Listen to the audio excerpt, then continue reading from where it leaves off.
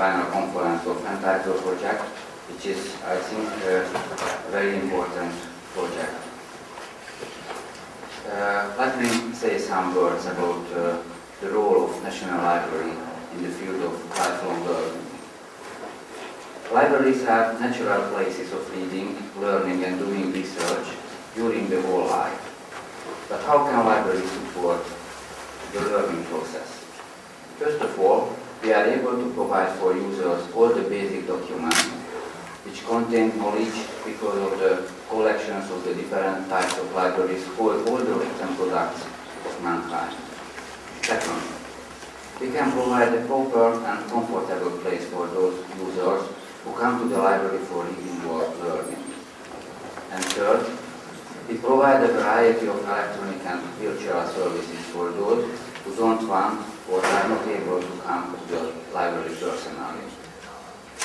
What are the fields where libraries, and as now we are in the National Széchenyi Library, especially national libraries, can support the learning process? When we consider this, we have to do so at minimum 2 levels, at the national and at the institutional level.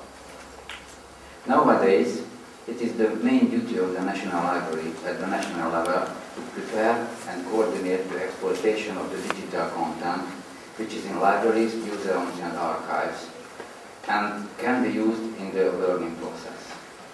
As we all know, the European Union does not support the digitization of cultural assets of individual member states.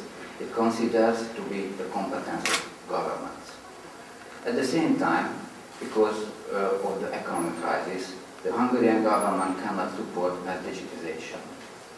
That is why the public collection sector can only start digitization of items and documents in public collections in harmony with the development of educational contents, selecting and forming them into thematic services. So, because as we already heard in the interaction, life is very rapidly changing around us, and in the library the change is even faster than in other fields. I may state that as a scientist I could observe that some disciplines in science do not change that fast, or that rapidly as information and communication technologies, and as a consequence also the library is changing.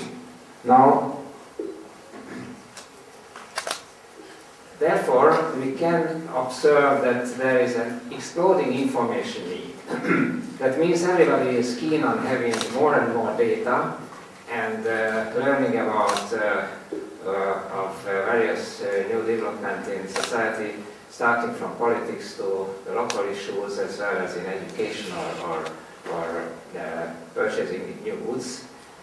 But it is really an adventure because there are jobs and there are fields which nobody understands basically, like a nuclear physicist, as you may see, or in, I say, my field, structural biologist. Not very much of you do know what does it mean and what are the basic issues in that subfield. But there is another field, Notary Public, who works also with us because we have quite often problems in law and in the communication with our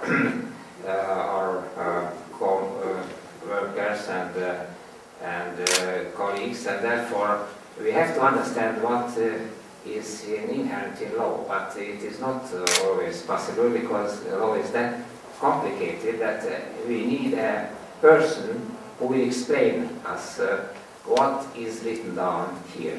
For example, if I read a text of law, say a contract, which has... Előadásában arról beszélt, hogy a könyvtár mint új agóra jelenne meg a jövőben. Ennek milyen technikai feltételeket gondol el? Hát olyan gyönyörű terek, mint amik itt vannak a Széchenyi könyvtárban. Megmondom őszintén, az Akadémia könyvtár főigazgatójaként irigylem a szépséget, amit körülvesz engem, de hát ez nélkülözhetetlen. Emellett további feltételek is vannak, mondjuk az, hogy megfelelően lehessen hirdetni a rendezvényeket, és az egésznek az alapja azonban az, hogy jók legyenek ezek a rendezvények, tehát vonzzák a közönséget. Ehhez mindenképpen szükséges, hogy a könyvtárosoknak új kompetenciái, újra gondolják a munkájukat. Hogyan képzeli el a jövő könyvtárosát ebből a szempontból? Hát például egy kicsit színésznek is, amikor bemutatja a gyűjteményét, és látszik, hogy rajong érte, ért hozzá, tudja minden egyes darabról, hogy az honnan származik a történetét, akkor egy olyan előadást tud tartani az érdeklődőknek, amit mások nem. Persze ez csak egy része a dolognak. Alapvetően szerintem a legfontosabb az, hogy hajlandók legyünk változtatni a szemléleten, tehát engedjük be az olvasókat a könyvtárba, és ne csak az olvasókat, mindenkit. És aztán vonzzuk is őket, tehát ez egy következő lépés, hogy már ne csak megengedjük, hanem szeressük is őket ott a helyszínen, ne féltsük tőlük a gyűjteményt, persze azért vigyázni kell az egyes darabokra, ez nyilvánvaló, és ha ez megvan, akkor már az ötletek azok fognak jönni egymás után, és működik. That we came up with shows that it is not so much the libraries that have the doubts, it is the wider lifelong learning community which doesn't understand or is, I don't know, maybe not getting less interested in the role of public libraries in delivering lifelong learning. This table is a kind of a breakdown of this survey and shows that there are very few countries in which public library strategies published don't include some reference at least to lifelong learning. Vanya and I think that Bulgaria does not include any reference, and either they're very pessimistic or it's time to do something. But if we look at the right-hand side, we see that several countries now have identified a central role for lifelong learning in their public library strategies. Rather fewer countries, Denmark, the UK, have put public libraries centrally in their national lifelong learning strategies. So there's still some work to do to convince the wider lifelong learning community that public libraries are their partner, an important partner for them. At the bottom of this page we can see that there is lifelong learning services are implemented to a certain extent. Common types of lifelong learning services are implemented by public libraries to a certain extent in every one of the countries in which we have learning. UK, Denmark, Finland, Czech Republic doing quite well. And which countries are doing perhaps less well or need to make more progress.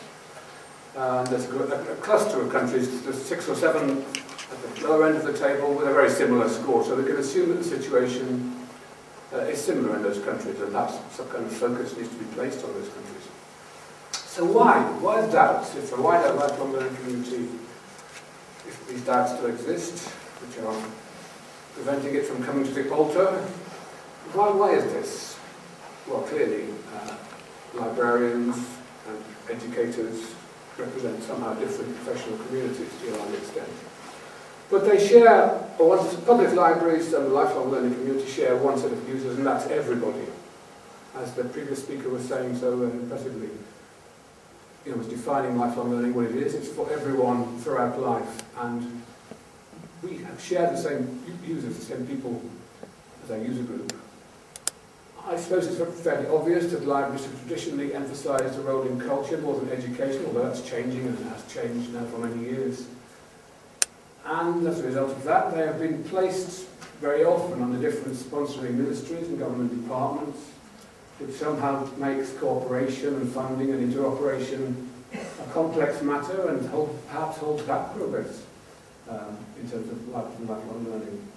But there have always been, and the public libraries in the UK, for example, were invented as a support to the learning of working people, and public libraries have always been a vital support to learning, especially non-formal or informal learning.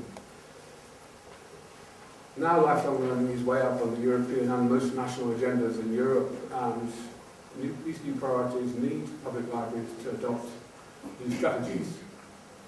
And they also need public libraries to be able to attract new funding, as always. Funding for new services beyond the existing ones is an issue for public libraries.